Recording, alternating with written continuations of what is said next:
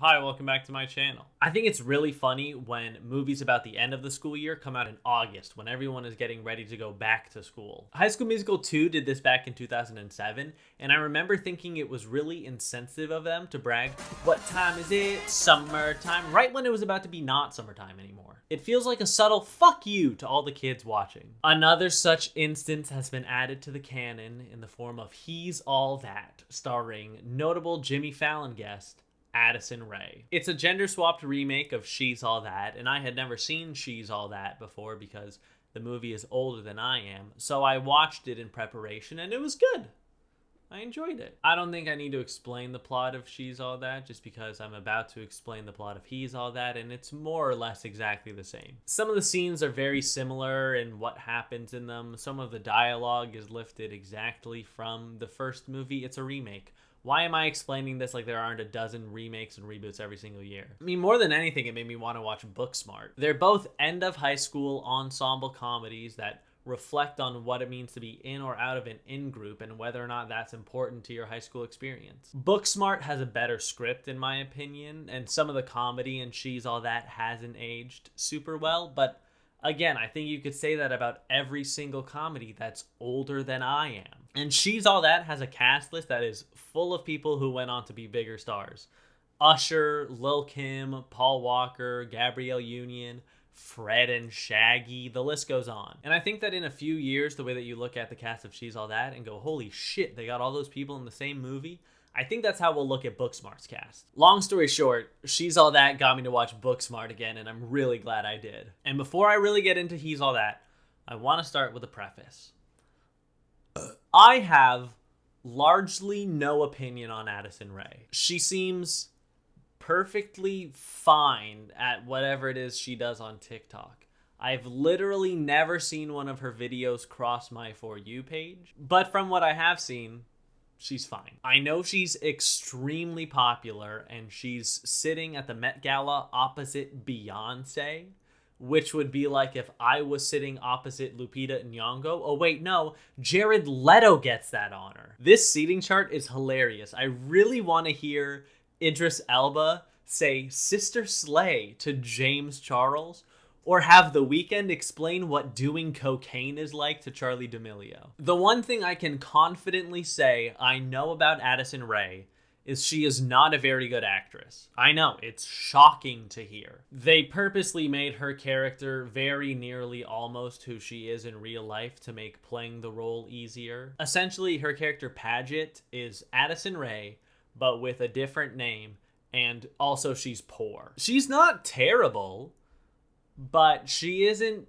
good. Yeah, the only time she seems like a better actress than her scene partner is during the scenes where she's acting opposite Khloe Kardashian on the phone.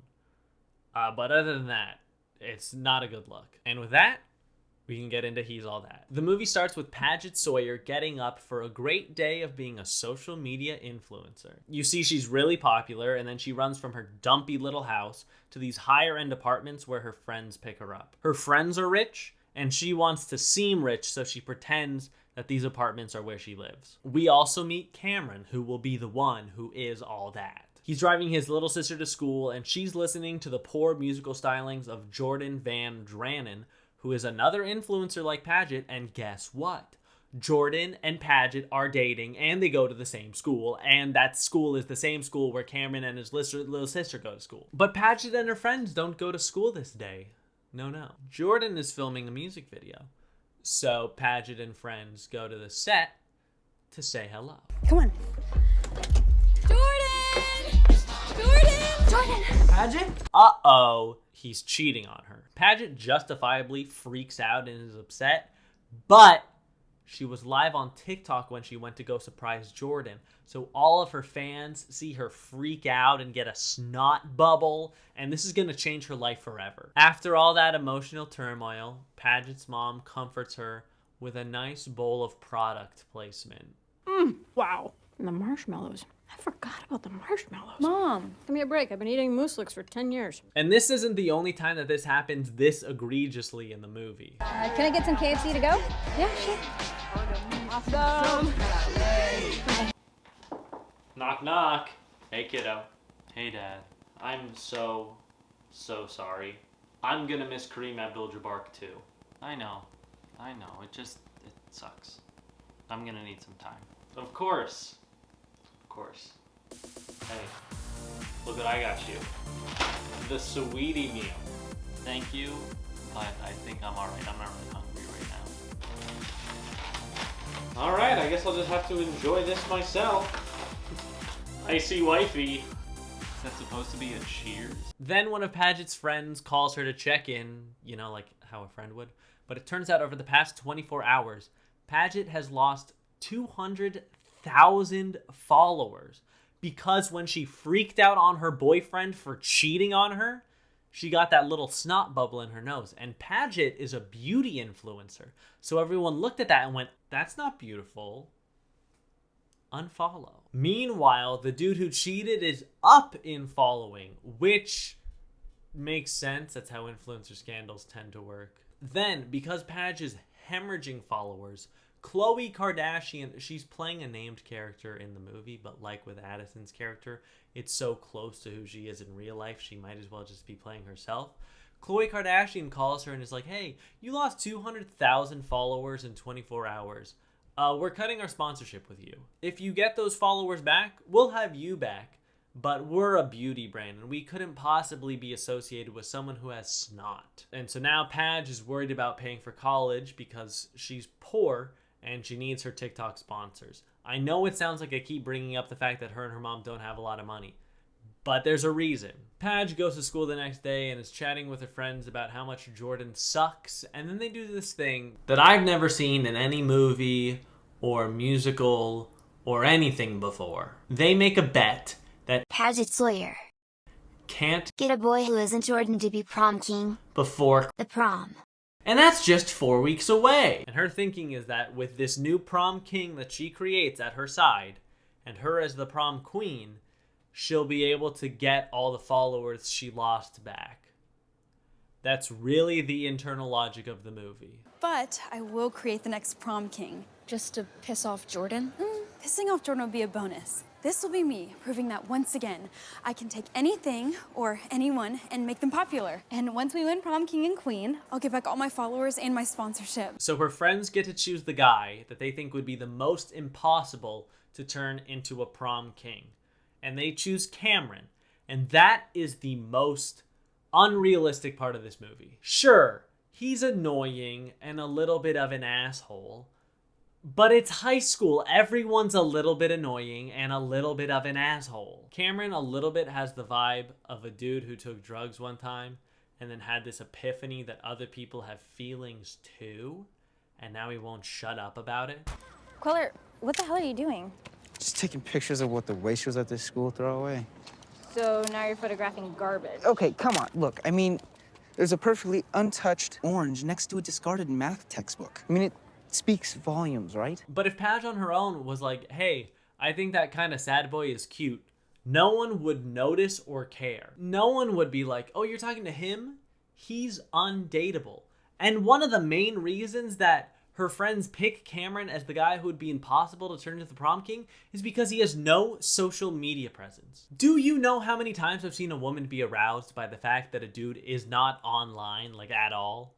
And how deeply it hurts knowing that I will never be that? I have this and TikTok and Twitter and Instagram, and I know about all the Tati Westbrook, James Charles, Patrick Starr beef, and all the details of Trisha Paytas and H3's drama, and I know about the existence of Keemstar. I will never know Cameron's level of appeal, all because I got an iPod Touch in the 5th grade. But sure, this dude who takes pictures and then doesn't show them to people is a social pariah. Anyway, Paige goes to the stable where Cameron works because he's not just an artsy photography boy. He's also a rough and tough farmhand. They immediately hit it off and have great chemistry, no thanks to the actors. And then they have to spend the rest of the movie going, oh, them? No, no, I would never date them. And then they spend hours alone with each other and are flirty and touchy and smiley, and then someone will see them doing that and they'll be like, oh, them?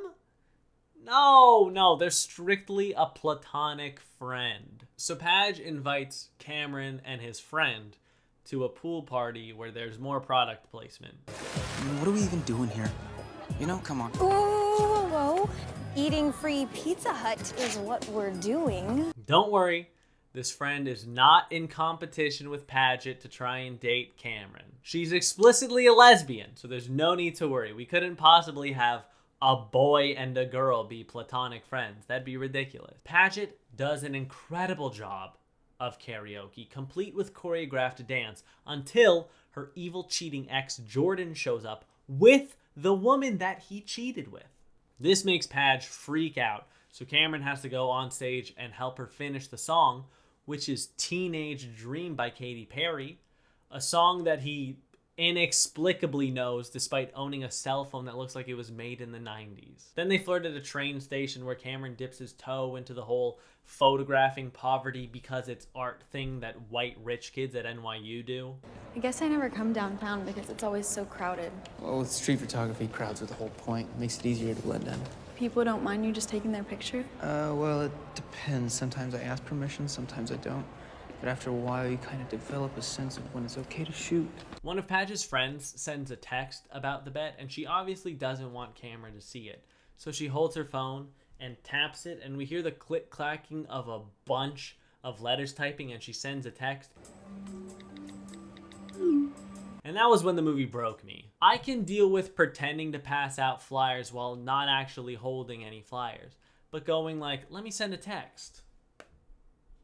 Done. That's just unrealistic. All right, now we gotta have them flirt somewhere else. So they go shopping for clothes for a Great Gatsby-themed birthday party. And while they're trying on clothes, Cameron takes his shirt off, revealing that he's not just a rough and tough, but also a buff farmhand. There's no way this guy was the least eligible to be the prom king. I wish this movie was Addison Rae trying to make an incel into a dateable man and slowly falling in love with him. Then Padge cuts Cameron hair so he doesn't have to wear that ugly wig under a beanie, and would you look at that? Even Cameron's little sister thinks that he's hot now. Oh, well, if I didn't know any better and you weren't my brother, I'd say you looked pretty hot.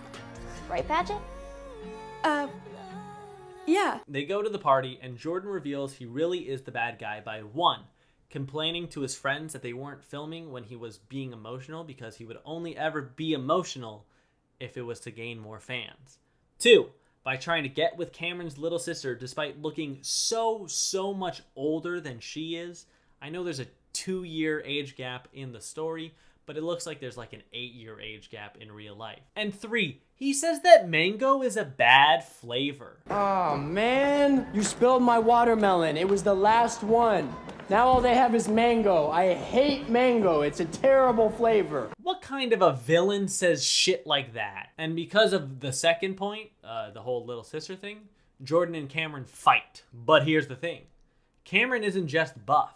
He also really likes martial arts movies, so he's really good at fighting. And he whoops Jordan's ass. And everyone goes, hell yeah! And then Jordan throws his camera in the pool, and he gets all pissy and has to leave the party. An asshole just hit on my sister and ruined my mother's camera. What would you like me to do? Cameron. Okay, so it's the next day, and the prom court nominations, the prominations, are out. Jordan's nominated, Padge is nominated, Cameron gets a nomination, and Padge's friend, whose name I forget, is also nominated. Alden is the friend's name. And Alden delivers the line of the movie. Things aren't always the way they seem. And you would know, right? Yeah, that's right. You can drop the act.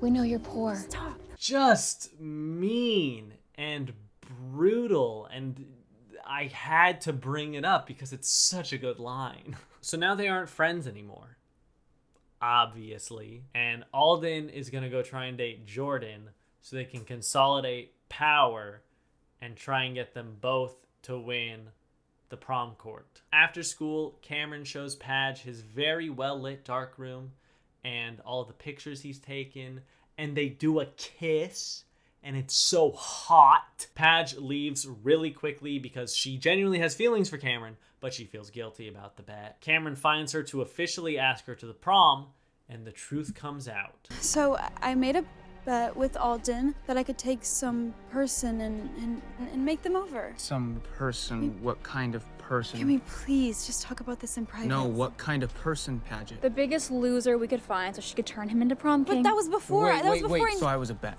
No. No, I was a fucking bet. See, it's like how they did it in the first movie. Is that true? My bet? Am I a bet? Am I a fucking bet?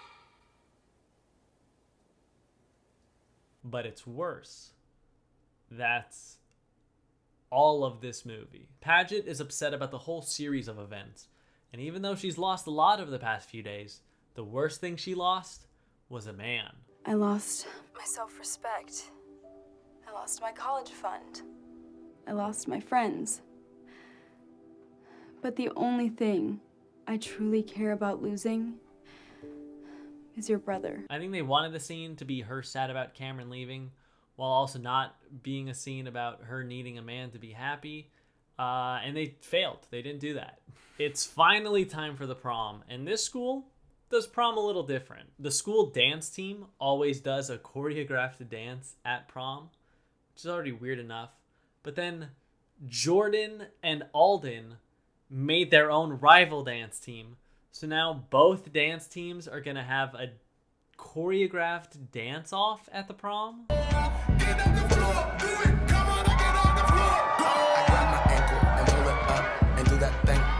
There's like 10 minutes left in the movie, and then they start the dance off. Who ordered the private dancer on the tablecloth? Bake a ball, pretend to break my arm, then I'm breaking you off. And then there's like 7 minutes left in the movie. But you couldn't get TikTok's hottest dancer into a movie without letting her show off her moves.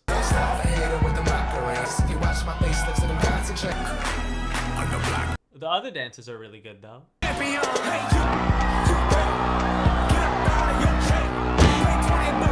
So that's nice. Unfortunately, Jordan wins prom king and Paget wins prom queen, but she just doesn't feel the same without her man. So she gives a worse version of the speech that Katie Heron gives at the end of Mean Girls. But I'm gonna let you guys in on a little secret. It's all fake. Because the truth is, this is the real me. Fun fact, this movie and Mean Girls have the same director. Small world. She ends up giving up the crown and leaving the gym. Cameron texts her and says he saw her speech and he thought it was really good because he has bad taste. And he meets her outside on a horse. Then they kiss again and live happily ever after. Paige gets a call from Chloe, but she's a changed woman. She's no longer going to give in to the corporate beauty world. Instead, she's becoming a travel influencer because of course she is. I'm surprised the pictures of her and Cameron at the end don't show them in Mykonos or have her leading him through some blue ass water. And that was the #1 movie on Netflix last weekend. I am a part of the problem. There could even be a sequel, but I don't think so, just because a sequel to a remake just seems like too much effort to go through. What it really means is there probably will be another Addison Rae movie. And I probably will watch it, and it will definitely be very bad. I guess at the end of the day, he really is all that. Thank you so much for watching. I hope you enjoyed this video. If you did, if you wouldn't mind leaving a like or subscribing, I'd really appreciate that. Now I enter the shitty rat race to get their He's All That video up onto YouTube before everyone else has already done it. I never leave like a comment prompt in my videos because I feel that is very disingenuous. So whenever people leave comments, I feel like they're very smart. That was the end of the video, so I hope I see you in the next video when I don't have to watch a bad movie. Bye-bye.